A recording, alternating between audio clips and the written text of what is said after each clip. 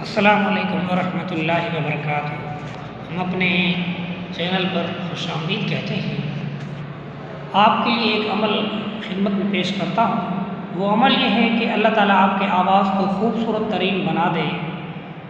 आपने वाज़ के अंदर दो चीज़ें रखनी। एक, जब वाज़ कर रहे हो, बयान कर रहे हो, तिलावत कर रहे हो, उस वक्त ये नीयत रखनी है कि मेरा अल्लाह ताला मुझे देख रहा है, मैं अल्लाह ताला को सुना रहा हूँ और मखलूक उससे फ़ायदा उठा रही है।